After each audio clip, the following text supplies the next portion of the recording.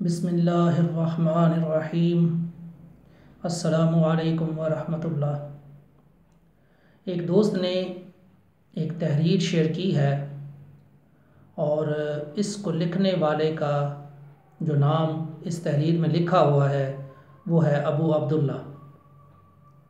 میں ان کو نہیں جانتا لیکن نام بہرحال یہی ہے، اور اس تحریر کا عنوان ہے غلطی ہائے مضامین، انجینئر محمد علی مرزا اپنے منہج تحقیق کے آئینے میں۔ اور اس ویڈیو اور اس کے بعد آنے والی ویڈیوز میں اس تحریر سے شیئر کرنے کی جسارت کروں گا، اور مقصد صرف یہی ہے کہ ایک نقطہ نظر یہ بھی ہے، اور کوئی بھی شخص رائے فائنل کرنے سے پہلے ہر طرف سے دیکھ لے کہ کہیں وہ غلط رائے قائم کرنے کی طرف تو نہیں جا رہا۔ اس ویڈیو میں اس تحریر کا پہلا صفحہ اسی تحریر سے پڑھ رہا ہوں، جو کہ اس طرح ہے۔ دور حاضر میں نہ صرف کہ اسلامی کتب اور علمی وسائل کی رسائی حد درجے آسان ہو چکی ہے، بلکہ علماء سے رابطہ بھی دشوار نہیں رہا۔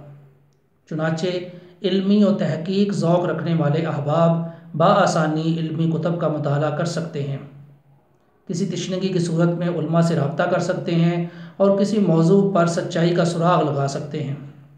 دوسرے لفظوں میں تحقیق کا کام حد درجے سہل ہو چکا ہے، لیکن تحقیق کے ضمن میں چند نکات بہت اہم ہیں جنہیں دوران تحقیق پیش نظر رکھنا ضروری ہے۔ سب سے پہلے تو تحقیق کا تصور نہایت واضح ہونا چاہیے کہ یہ ہوتی کیا ہے۔ تحقیق دراصل کسی معاملہ میں سچائی کو سامنے لانے کا نام ہے۔ سچائی کی معرفت کو علم کہا جاتا ہے۔ حواس انسان حصول علم کا بلا واسطہ ذریعہ ہیں۔ حواس انسانی حصول علم کا بلا واسطہ ذریعہ ہیں اور سچی خبر بالواسطہ ذریعہ ہے۔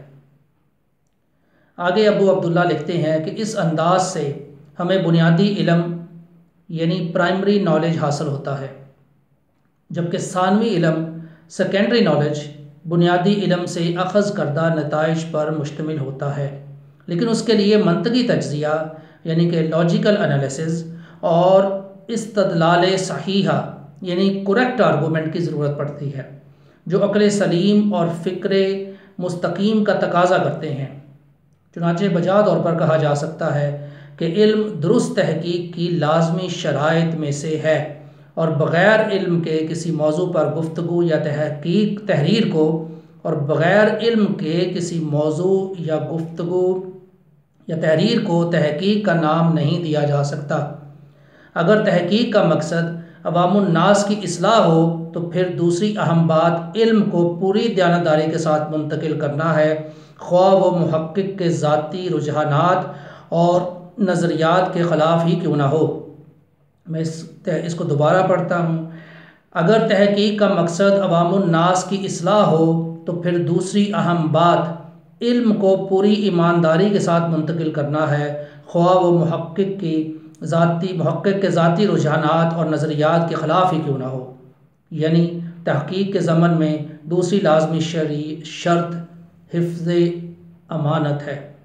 چنانچہ درست تحقیق کسی بھی علم اور امانت کے بغیر عروبہ عمل میں لانا ممکن نہیں۔ آگے وہ لکھتے ہیں کہ پیش آمدہ سطور میں ایک تحقیقی کاوش کہ جس میں بہت سے سنجیدہ موضوعات کو مرکز تحقیق بنایا گیا ہے کو تحقیق کی بنیادی شرائط یعنی علم اور امانت کی کسوٹی پر پرکھا گیا ہے، اور جن مقامات پر ان شرائط سے انحراف پایا گیا ہے ان کی نشاندہی کی گئی ہے۔ یاد رہے کہ ان سطور کا مقصد تحقیقی رجحان کی حوصلہ شکنی کرنا مقصود نہیں، بلکہ تحقیق کے معیار کو بہتر کرنا مقصود ہے۔ وما توفیقی الا باللہ۔ ابو عبداللہ۔